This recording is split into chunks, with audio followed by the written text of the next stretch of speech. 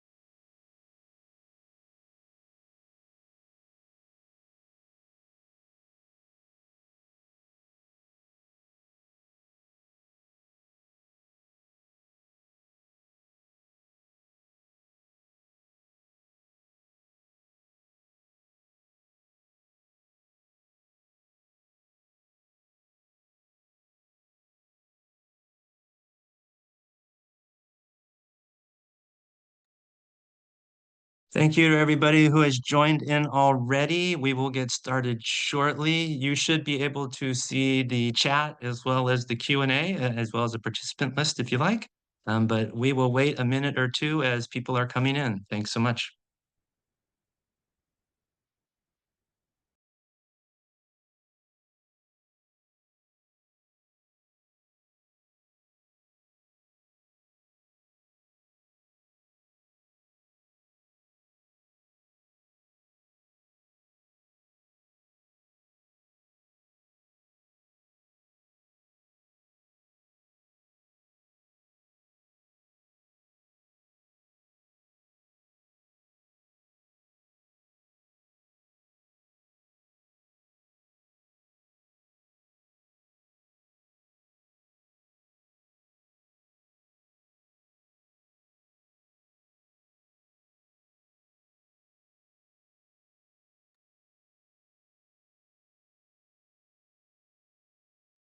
Good morning, good afternoon, good evening, everyone who has joined in so far. My name is Jeff Abramson. I'm the director of the Forum on the Arms Trade and the disembodied voice that has kept us going to get started. I will now turn it over to Mona Lisa to get us jumped in. Thanks so much, everybody, for joining in for this conversation.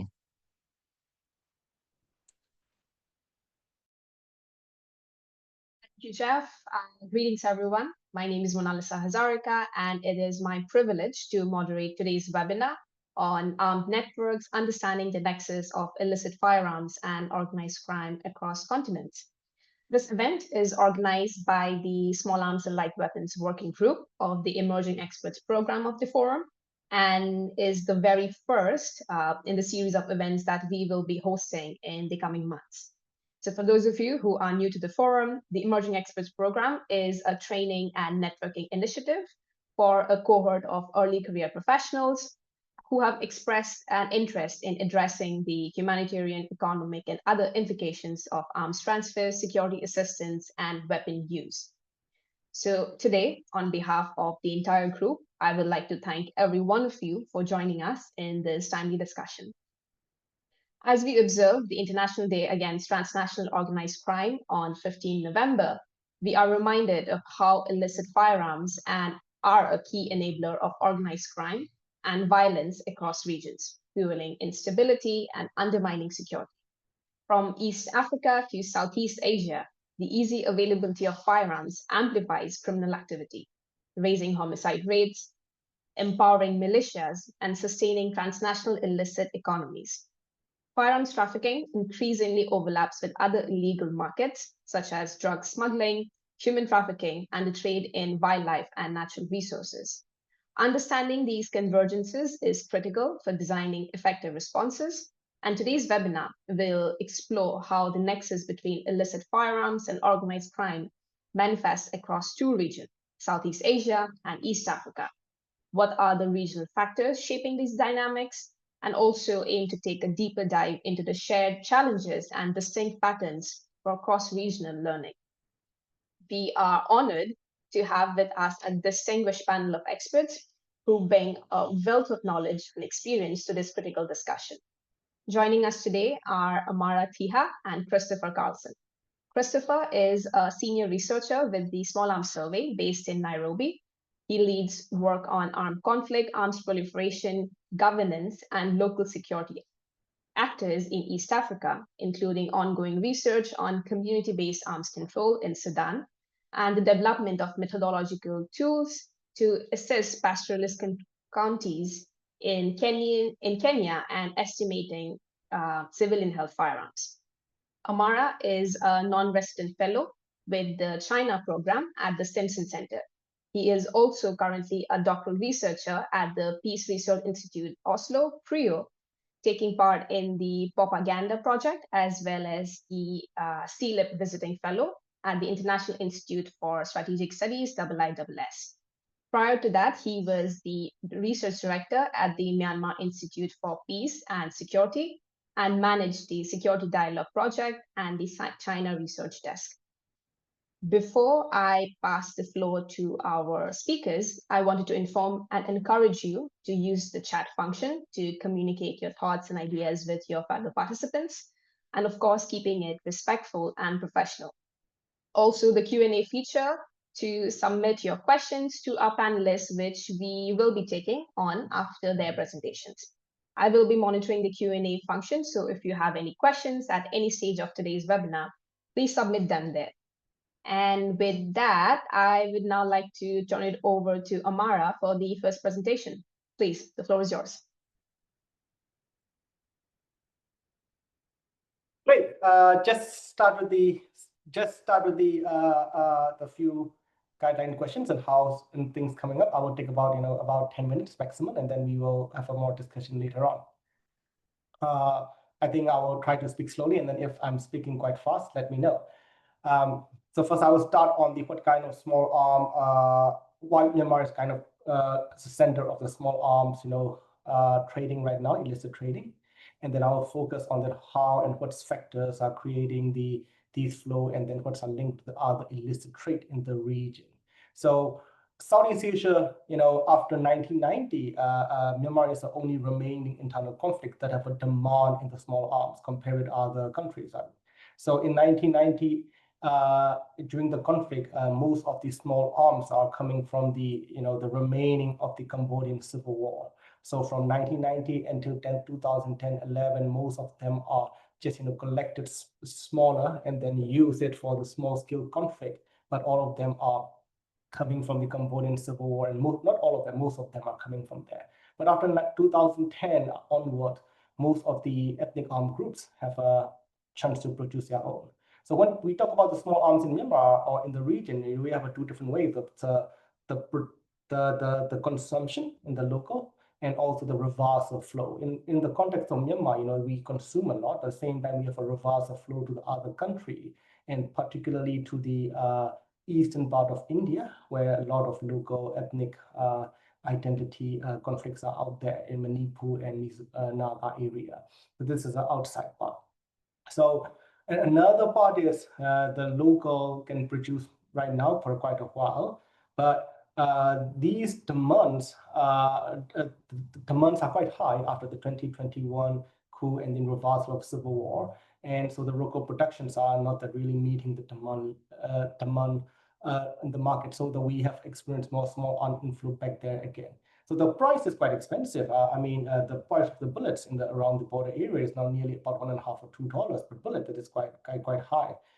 And if you compare with other small arm in the region, or even compare with 30 years ago, but that is still the price is still going quite high day to day because of the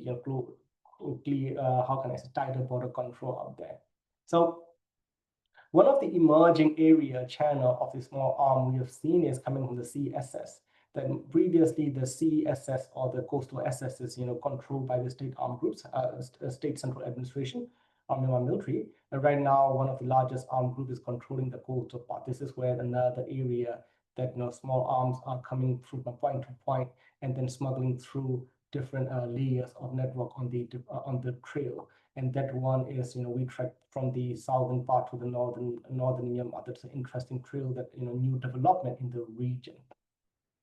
So if you're looking on that part, the conflict is the two different layers.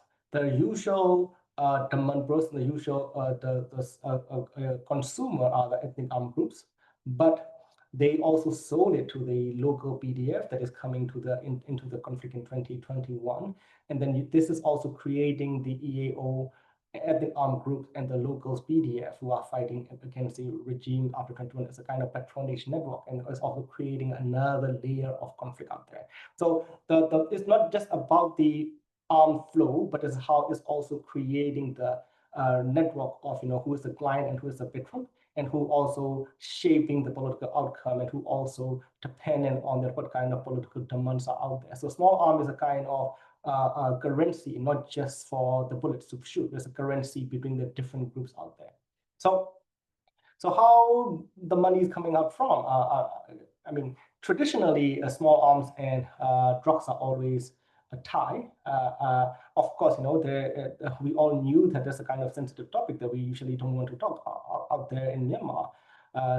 But there's always tie, because we do not produce like oil in the Middle East, and we do not produce other, we call it the cash cow business out there. The only cash cow is the drugs.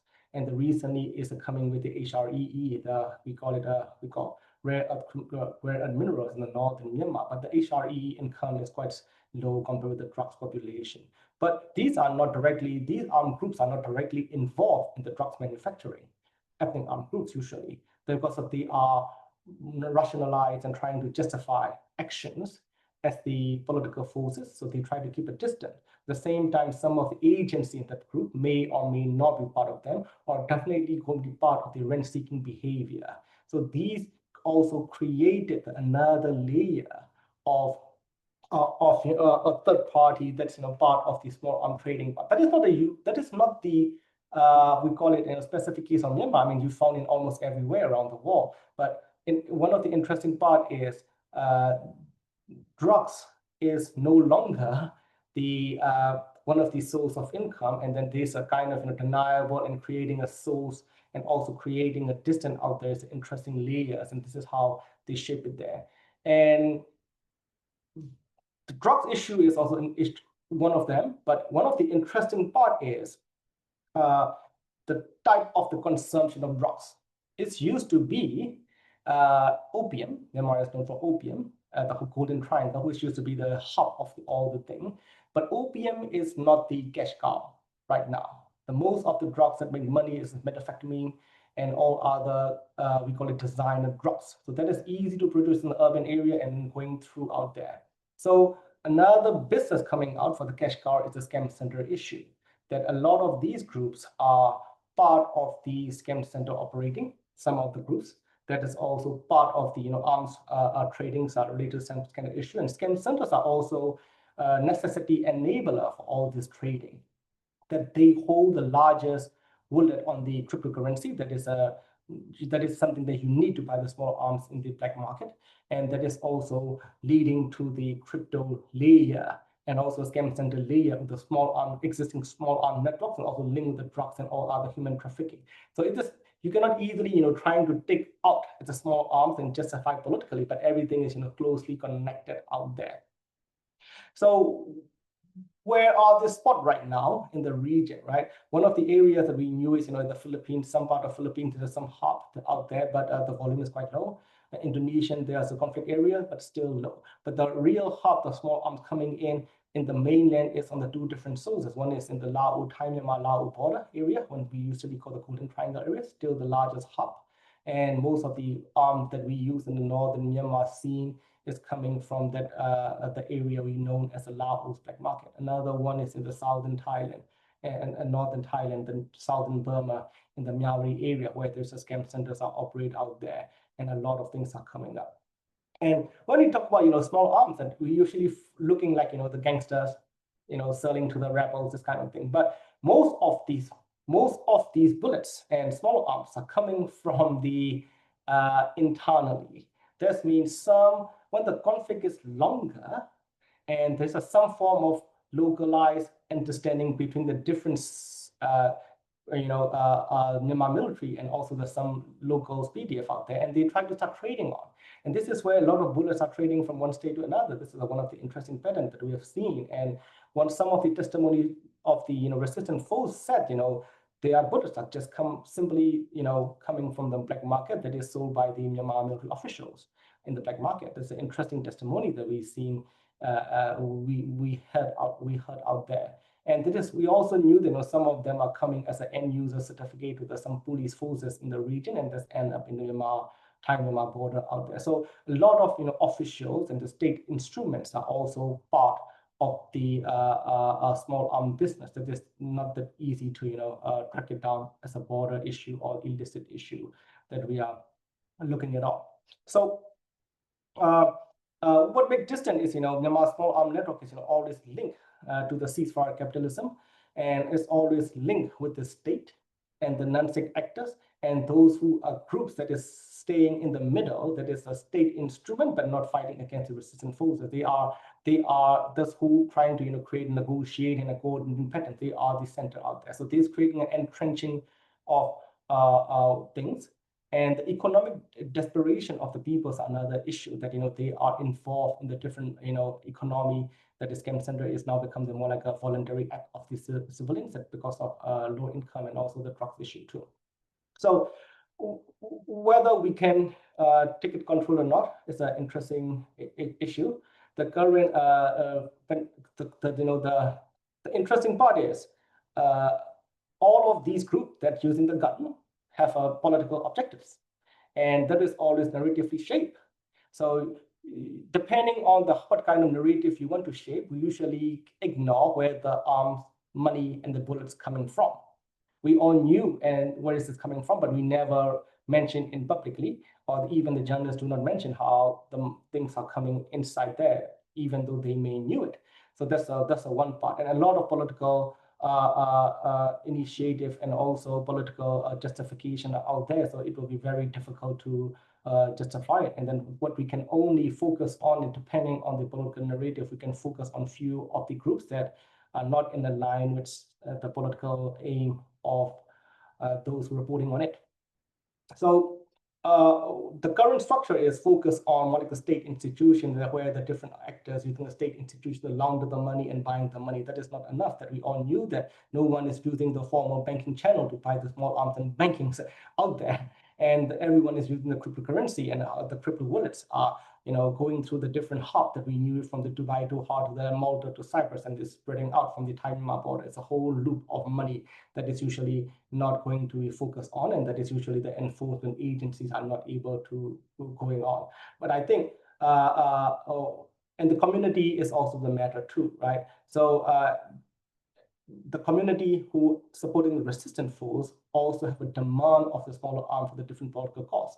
And they even fundraise as an internationally as an international diaspora fundraise for the revolutionary effort. So I think it is also not very easy to just crack it down, because it's a demand-driven process out there. I think small arm proliferation is going out there, but we can discuss in the further later on. And yeah, you can have a follow-up question later on. Thank you. Thank you, Amara, for your insights on the nuances of circulation of small arms light weapons in Myanmar, both the reverse circulation and the ammunition side of things, and the multifaceted and the layers of actors and factors that you said are involved in the consumer-producer dynamic is surely interesting, but also a very concerning topic. So thank you for that. And with that, I would now like to move on to our second speaker, Christopher, who will be providing the East African perspective on the topic. Thank you once again, Christopher, for joining us. Please, the floor is yours. Wonderful. Thank you very much, Mona Lisa. And thank you, Amara, for the excellent presentation. And greetings to everyone participating today. A number of the dynamics that Amara just spoke about in Southeast Asia certainly resonate here in East Africa as well. The maritime dynamics, the political objectives among state and non-state actors, the varied and multiple origins and sourcing of weapons, and the multi-directional flows of not only weapons, but of course of the ammunition as well. And something that's certainly true in this part of the world, in East Africa, the challenges that institutions face. in trying to mitigate or curb or otherwise disrupt the flows of weapons into East Africa. Many of these things we could spend hours, of course, talking about. And I'm not going to try to do what Amara has done very well, and that is try to cover the broad region of East Africa because of its complexities and multi-layered varieties of arms flows and actors and so on. So instead, what I'm going to do is focus on something of a different kind of organized system or organized systems behind the movement of illicit firearms within the East Africa region. One that doesn't so neatly fit within the conventional definition of what organized crime is, if one were to refer back to the UN Convention against Transnational organized crime. But nonetheless, there are some dynamics to what I will describe that very much fall within that broader understanding of what organized crime is. And so in doing so, I'm going to hover between the space of those two words, organized and crime, in describing what it is that I am doing. And so I hope that you'll allow me that liberty to stretch perhaps that conventional definition a bit. And so why don't I go ahead and do that right now. But when we do talk about, just a further kind of scene setting, when we do talk about this organized crime and many of the things that Amara had highlighted, it's often those shadowy networks of cartels, smuggling networks, trafficking rings, and syndicates. Now, these very much exist in East Africa, so I don't want to give any kind of misconception that by focusing on something else outside of that, that those things aren't a part of the dynamic in East Africa. They very much are. But what I'm going to give particular attention to today is pastoral areas in East Africa, where it's much less about cartels and kingpins, but instead about local networks and actors, while sometimes are indeed engaged in criminal activities. These networks are very tightly woven into everyday life within East Africa, and with particular regard to pastoralist communities. And so what constitutes criminal activity on the part of these networks is only a small part within a much larger function that they serve. And so what I'm referring to in reference to these organized systems are local governance and livelihood systems. Networks that, among other things, manage security, trade, protection, and do so when and where the state is either not present or where it otherwise lacks the capacity to do these things itself. Within these local networks, the weapons that are moving, and I'm hesitant to use the word trafficking, but the weapons that are traded and moving across these areas are doing so through multiple layers of pastoral society. This includes livestock herders, traders, local officials, and customary authorities. And each of these elements within these governance networks, I'll call them, are motivated, of course, by various incentives that do ultimately converge around some common areas. And those common areas are survival, income generation, and power and protection, linking back to survival. And it can be thought of in the collective parts of all of these various components that make up these systems, these governance systems, as a single whole economic and social structure or social system. And so the actors are there. Sometimes the actors are the same that are also participating within these other types of more conventional dynamics of organized crime in relation to arms movement. But what I'm trying to highlight here is that these actors are somewhat removed from that core channel of arms trafficking and criminal activity, but very much engaged in all aspects in daily life, and collectively they make up what is very much a function and governance system to varying degrees. So I want to start with a very quick story. to help provide kind of the first of two bookends, and how I will then carry on and try to describe what some of these dynamics actually look like and what they are. In 2010, I was conducting some field work in Turkana. Turkana is a county in northern Kenya, comfortably tucked into the four border area of that also includes South Sudan, Uganda, and Ethiopia.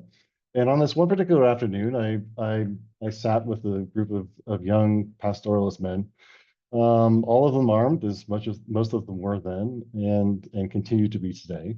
And the collection of arms that they had was nothing extraordinary. Some AK pattern rifles, some cumbersome G3s, some bolt action rifles as well. But there was one in particular that stood out, and it was a PKM machine gun. For those of you who aren't familiar with this, it's a very heavy, significant weapon, particularly among pastoralists, a belt-fed machine gun. And bipodal, so you set it down on the ground like you would imagine a sniper doing with a sniper rifle, but in this case, it's a very powerful machine gun. It's an extraordinary weapon among pastoralists. It's something that's quite rare. It's unique, and just the knowledge of an adversary, knowing that such a group or its own adversary has possession of this weapon, is enough to deter them from wanting to steal cattle or engage in any kind of firefight, and so they'll keep a greater distance. And so I asked them, where did this weapon come from? And they calmly explained to me that the weapon was sourced through a Somali trader. That trader had himself sourced that weapon somewhere within the Alemi Triangle area, just north of Turkana, and in kind of a administrative free zone in what was then southern Sudan, pressed up also against Ethiopia, Kenya to its south. And a well-known area known for its open market arms markets, a place where people can place orders, really, and those who are doing the sourcing of those weapons will go out and find whatever it is that you want. So it's a very, because of the lack of administrative control of this particular area, it's an area that really kind of operates well outside of any regulation or certainly any type of law enforcement. And so it's a very lucrative trade within that four-corner region of those four states I previously mentioned. The value of the weapon that they had purchased, they explained to me, was the equivalent of 9 cows, which at that time was probably just north of about 3,000 USD. So a significant price for pastoralists. The financing of that weapon didn't come from them themselves, but instead from a local politician. And so in the course of this conversation, they were very candid, very open. They mentioned the names of the people who were involved. They mentioned in fine detail how these networks work, where the weapons move through, the border points along the Kenyan border, where they cross into Kenya, and it was a conversation, very casual and very matter of fact. And these types of conversations were not rare. They were not unique in this particular case. These are common conversations that are possible to have with a number of these groups and a number of these surrounding four countries where these types of dynamics do play out. To me, the gun captures the logic of East Africa's arms economy and illicit trade. The form of organized crime, or a form of organized crime, that plays out in this corner of Kenya and Uganda and Ethiopia and South Sudan every single day. And it's mobility, it's trusted networks, it's a fusion of trade with survival, not just for the pastoralists, but the people who are, of course, involved in the trade itself. And all of it is shaped by these overlapping systems of authority: elders, traders, local officials, and again, the politicians who in many cases are helping to finance these things. By national law, crimes are being committed. They were being committed in 2010 as they continue to be today within these same dynamics. But the conduction of those crimes that are being committed are through social and local political organization, not criminal organizations, but these social and political organizations. And so here's try to draw the difference between some of this conventional thinking around what is organized crime, which has its value in place in providing that, in having that definition. But these dynamics are very different, and they're outside of these formal instruments, which provide a narrower definition. And perhaps that's something we can talk about in a Q&A. But what the Turkana encounter does highlight is how much guns move through these systems, and the various bits of authority and the networks that are in their collective whole, these governance systems. And so again, it's the security actors, the border guards, the livelihood networks, the elders, the traders, the local authorities, among many others.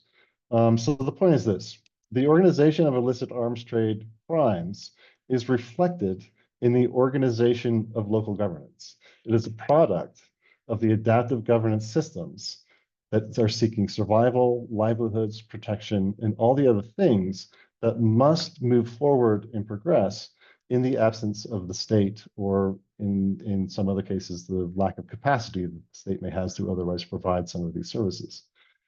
And for the people who operate within these systems, and in particular, the decisions that they are making, because of their need to adapt, the decisions that they're making to acquire guns or to trade illicit weapons are often entirely rational decisions. Again, made with the aim of reinforcing protection, secure access to markets, safeguarding property, and more generally, just managing risk in those environments, again, where the formal state is absent. And this links this moment in Turkana. It links back to that moment in Turkana, to the broader regional picture. That the same networks that move weapons are the networks that people rely on for all those things that I've mentioned just prior, livelihoods, protection, and so on. And so there's one other element that's also very important to this equation. And so, not to step over that, I'll mention it as the other bookend to the Turkana story. About a decade or so after that experience in Turkana in 2010, now during the COVID era and curfews, I found myself in a mid-sized town within the region, in a house that had been converted into a private police bar, a precinct speakeasy, if you will. And I sat at a table with 6 or 7 other police officers and detectives, some of them fairly young, sharp young detectives in this particular area. And over multiple rounds of warm lagers and blended whiskey, they got around to comparing notes with one another about the best border crossings for moving stolen cars, who to coordinate with, which routes to avoid, how to maintain maximum profit while moving these cars from one country into the next, and so on. It was a fascinating conversation to listen to, no doubt about that. But again, just like the Turkana experience, it was a completely normal conversation to be having among these police and detectives. There was nothing unusual. There was no hesitation or inhibition shown by any of them that there was a Mzungu outsider sitting there listening to every word. They paid me no attention in having this discussion. Later that night, one of the detectives drove me back to my hotel room, and he said to me just as I got out of the car, "You know, being a police officer and a businessman, there's no difference between the two." Again, this departing line of his. I think it very well captures this gray space between policing and the question of what is local authority and who occupies that space. And it's a space that, from the Capitol or from policy boardrooms, looks a lot like corruption. It looks like there's a lot of criminality going on in a sort of chaotic mess of uncertainty and unrest. But there's a logic to all of this. And in the periphery, it's simply how governance works. Survival and livelihood blend together, as do enforcement and enterprise. And they're all fueled by a system which clings onto trust and is fueled by transactions.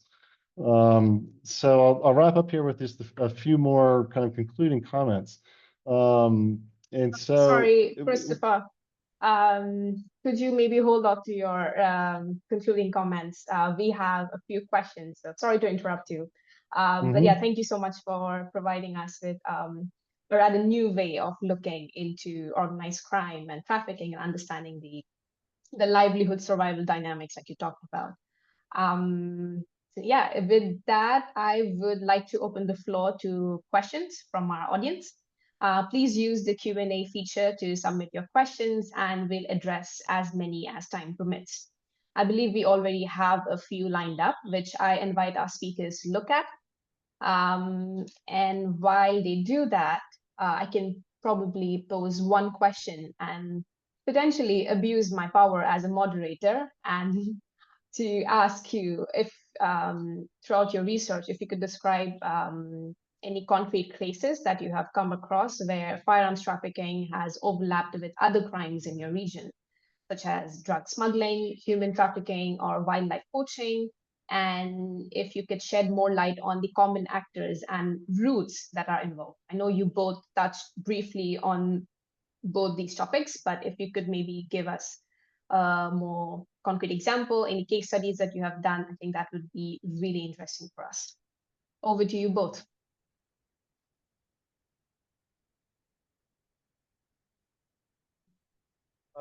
Perhaps I'll then jump in. There are certainly plenty of examples of organized crime facilitating multiple crimes or overlapping crimes, or engaged in whether it's weapons trading or trafficking or of drugs or smuggling of people.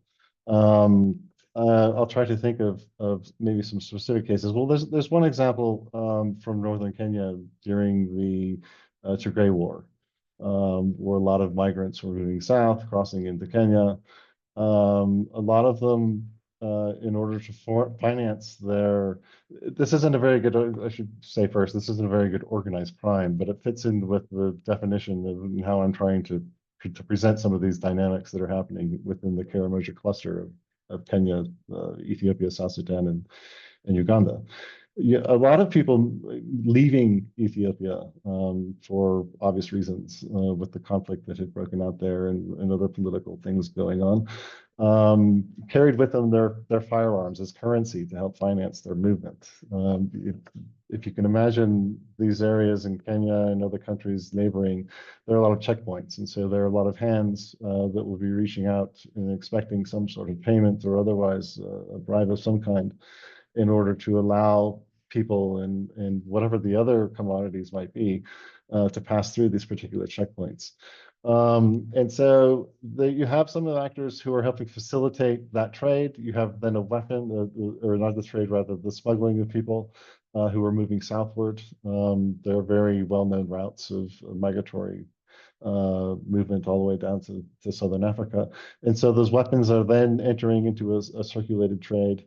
And so there's cycles that you're kind of starting at that border point, continue to move and kind of mushroom outwards as far as who is doing what along the way involved in the various trade of illicit commodities. But there are some other examples too, particularly on the coast, of smuggling weapons and people, using common vessels to do so, in examples such as this. But Amara, I'm sure, has some examples as well from Southeast Asia.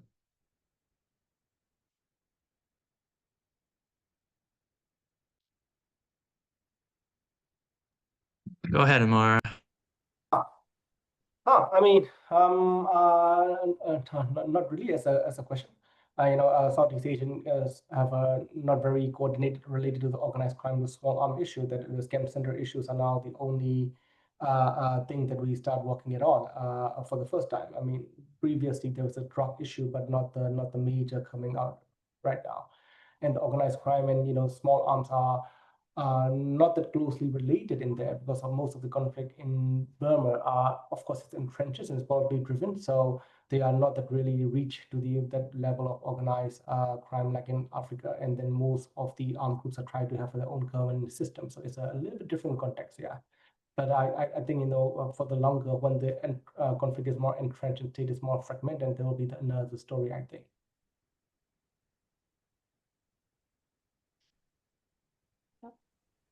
Thanks, Christopher and Amara. We have a few questions at the Q&A feature. I think one's from Dr. Kurve from India. He's asking if you could maybe provide with some examples on these militant terrorist groups. Maybe he's asking about any research that's published on them to flag that at important meetings, and also if you have any recommendations or suggestions from the policy side, from academia, on how do we tackle this. I know it's a very big, very broad question, but maybe you have any ideas that you would like to share.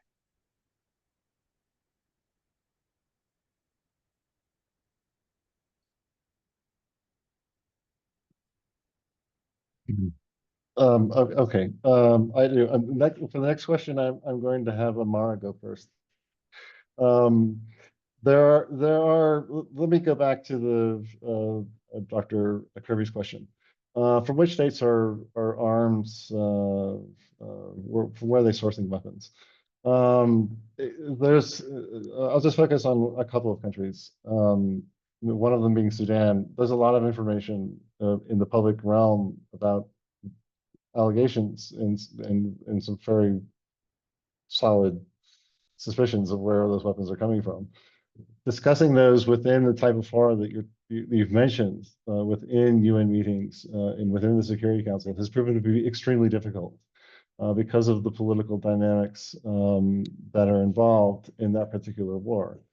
It's no secret that one particular Gulf state is providing a lot of military equipment and weaponry and other military support to the RSF in Darfur in fighting its war in the south of the country now, and obviously previously was in Khartoum. This is a big problem in that there is a level of silence which I think is inexcusable. And when there is public information and there is very strong evidence to suggest that one country is involved in providing weapons, which is fueling not only a war, but grave human rights abuses, that the Security Council chooses to remain silent on these matters.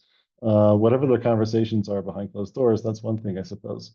But within the public realm, I think it's essential that they be condemned. Now, it's up to you and your NGO if you want to go out and be the one who's blowing that horn.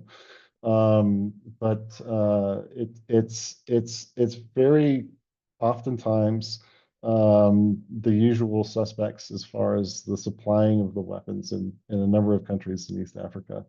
Unfortunately, there are political dynamics to it all that sometimes allow for the continuance of that trade when otherwise there should be a mechanism to try to deter and curb it. It doesn't always happen that way. But there's one of those dynamics that Amara talked about earlier, and that is that there's a long, unfortunate history of conflict in this region. And so a lot of the weapons just continues to circulate from one place to another. And that's a big challenge as well. But some states do have some capacity to try to dispose of or collect and dispose of some of those weapons, and they do so with some success. But it's only a small percentage of what is really out there and available. And I'll pause there for a moment. I want to think about these other questions and give Amara a chance to say something.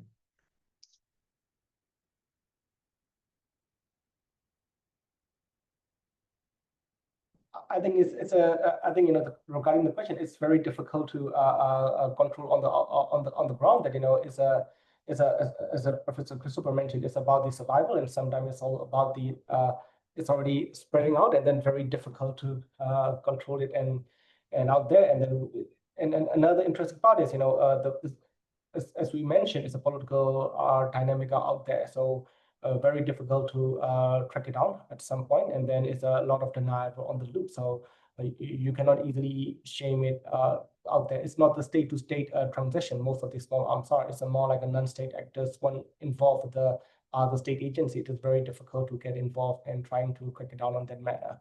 I think international community at the state level may not have a necessity tools to follow up and do it in that way. Yeah. Thanks both.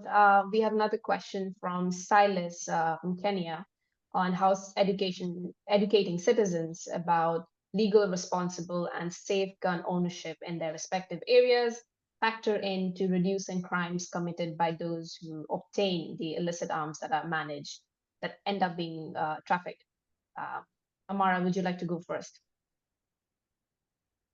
It's a bit tricky part, right? I mean, we usually joke one thing is, the traditional, the professionalism of the military is not how to shoot, not, teaching how to shoot, but not teaching how not to shoot and how to maintain it on that way. So I think the issue is when the arms are in the black market and it's on the, something on sale, it's very difficult to manage to one part, and then as soon as someone got the gun when there is no the monopoly of violence in that area, they are trying to fill that gap.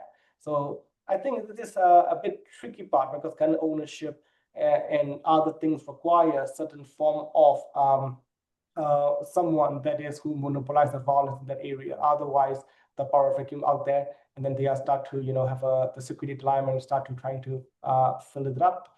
So it's a bit tricky position out there. And then even if you are living in that kind of vacuum, you may somehow seek to get the small arms as a protection too. So this is the only way that you need to protect yourself.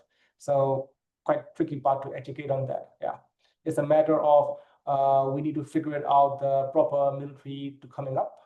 Military mean, no matter the state or non-state actor to monopolize it, and the government structure is starting to establish, and then we can start to putting it on. This is what we have seen in the northern Shan state after 1027 operation. So even the I think organization, after they control the area, they try to figure it out on small arm control. That is one of the way that you have to do it right away after the conflict, no matter whether you're the state actor or the non-state actor.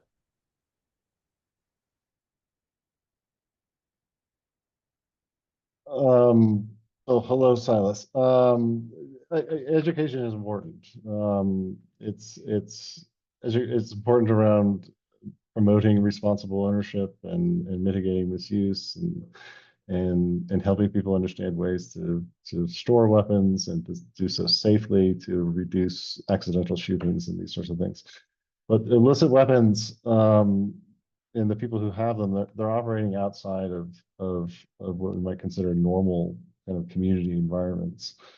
And so it's difficult, as far as education of civilians is one thing, and it is important, but that education stops there as far as having any effect on a lot of the illicit weapons activity that's going on.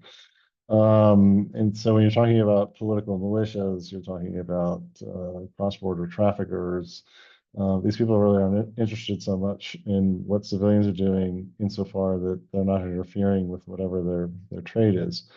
And so it's I think that having meaningful interventions at that kind of level, illicit firearms trafficking level, it's really comes down to, again, those broader economic incentives and how those criminal networks are working in that type of sphere, to try to disrupt those incentives and disrupt those flows of not only weapons, but the other flows that they're dependent upon, one of them being the financial flows.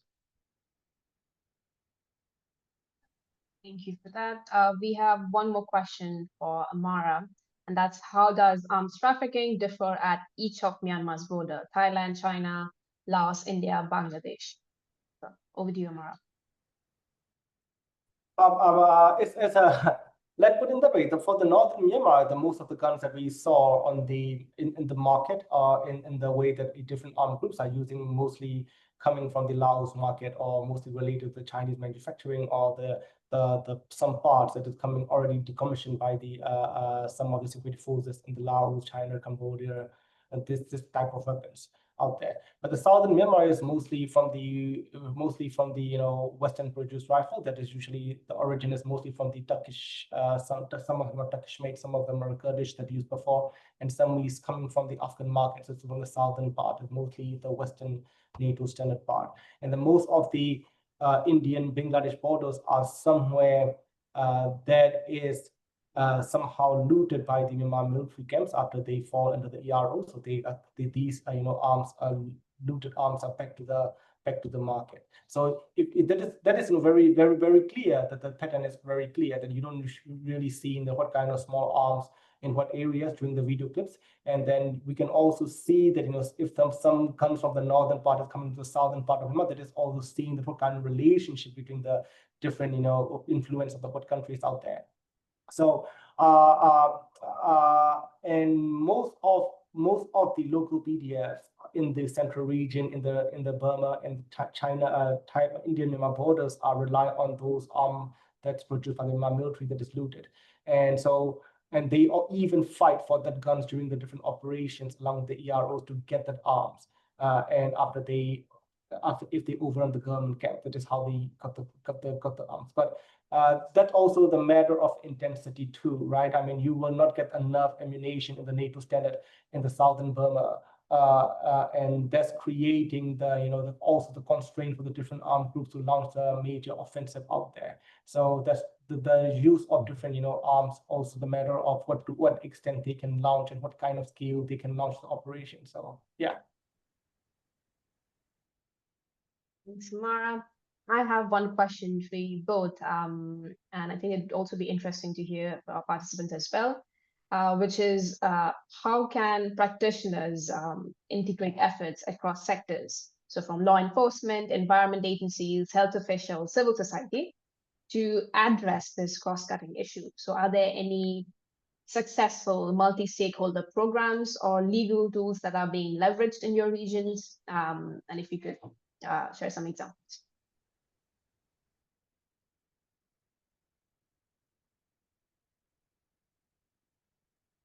I'll go ahead.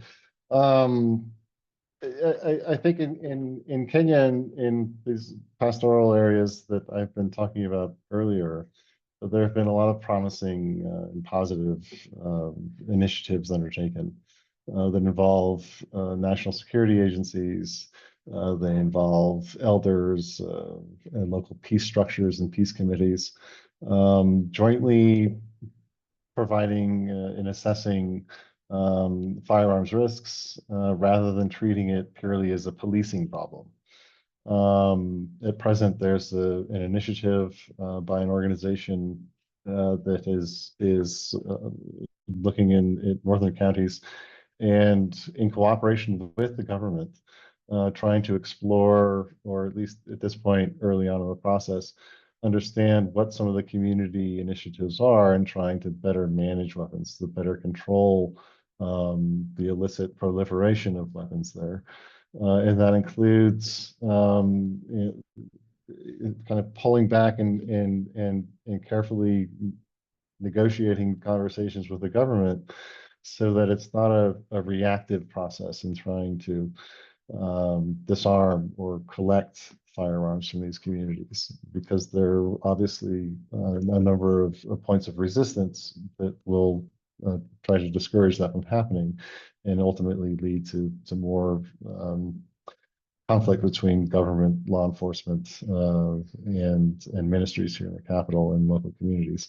So it's really about trying to work through a broadened lens, which is not a security lens only, but incorporates aspects of development, education, healthcare, and trying to provide these types of services and integrate that into a more holistic thinking around firearms and security. And that's where I think we see some of the more positive results in having an impact on weapons and weapons misuse.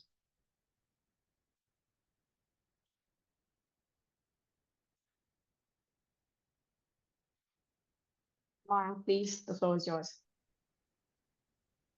To be honest, I don't have any how can I say solutions or addressing on this issue. I think it is a matter of I believe at the end of the day the community matters, right? I mean, when the community start to realize that small arms should be start to address on this, and then it's a lot easier to start moving it on and tracking it on, and also bringing in different political stakeholders to start to locking it on and making sure that where the small arms are stored and easily managed, no matter whether you are the non-state actors or the state actors part. But when the community is still, demand-driven from this part, it is still it's a very difficult situation out there. But I think when the conflict entrenches at a certain point, I think there will be some form of community-driven issues coming up, and I think, and then the state instrument coming in to reinforcing that, and then it will be a lot easier to manage in the future. Yeah.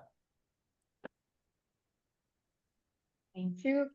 I do not see any further questions from our audience. And so maybe I would like to also invite both of our speakers to share any brief closing remarks.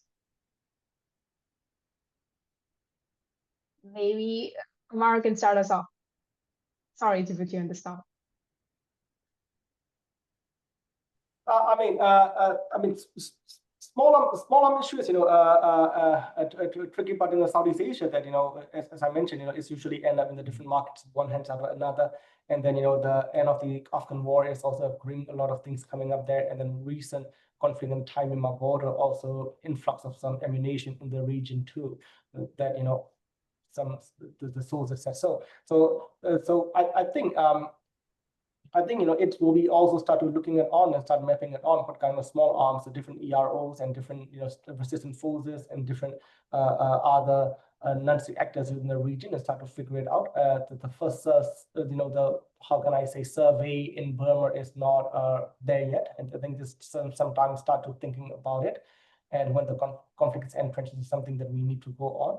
And I think it's also an indicator of how the gray zoning work out there, that we looking gray zone mostly on the Taiwan issue and other part, but Southeast Asia is now part of the gray zone area, and I think it will be going to be more in the future.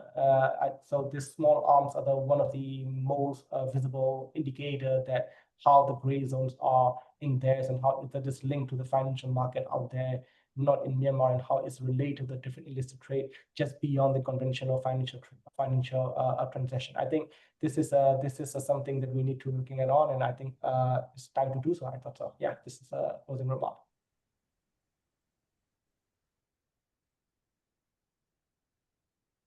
Well, I would say to go back to your earlier question, Mona Lisa, that is the kind of cross-sectoral approach, and kind of frame my final comment in that way, and that it's important to treat arms control, particularly within these pastoralist areas, as a governance issue and not a purely security or enforcement one.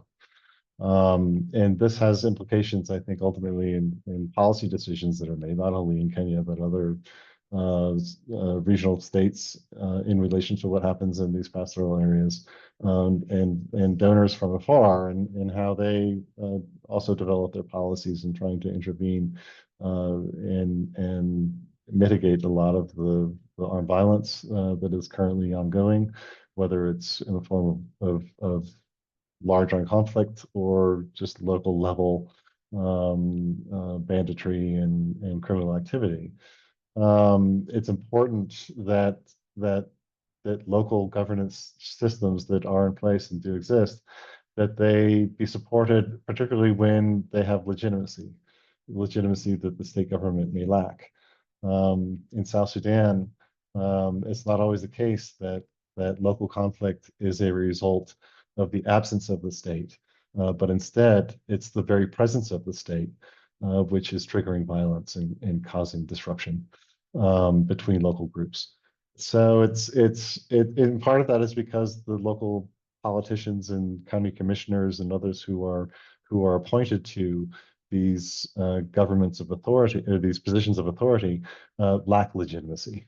They're not there to represent the people that they supposedly are to do so in a governance sense, but instead to serve as an extension of the state from the center out to the periphery. And finally, on that point, unfortunately for a lot of people, the gun is the tool of choice to try to respond to issues of protection and of security or of livelihood. It may not be the right tool, but again, it's possible with that kind of governance approach in trying to strengthen local governance and at least acknowledge that it exists to begin with in some cases. That's a starting point in trying to address a lot of these issues that have to do with illicit trafficking of weapons and their misuse, particularly within these peripheral areas. So I'll leave it there. Thank you both. Unfortunately, we are coming an end to today's session. And as we conclude today's webinar, I want to first of all extend our sincere gratitude to both of our panelists for sharing their expertise, and to all the participants for your active engagement. Also, many thanks to the Small Arms and Light Weapons Working Group members for all your work. I'm sure you're somewhere on the call. So thank you for helping me organize this, and Jeff for supporting our wildest ideas. The intersection of organized crime and illicit small arms light weapons, like we heard today, is very dynamic and is always evolving. And we must continue these discussions, fostering collaborations and innovations to address the challenges and to harness the opportunities that lie ahead. I would like to inform our participants that after you exit today's webinar, a short survey will pop up on your screen. And we would really appreciate if you would take a very quick minute to share feedback or suggestions on how we could do this better. And we will be following up with our event report and recording of today's session, which will be available on Forum's website, across our social media channels, and circulated through our newsletter. So please keep an eye out for that. And yeah, that's all from me today. Thank you so much for coming, and I hope you have a wonderful rest of your day. Bye-bye.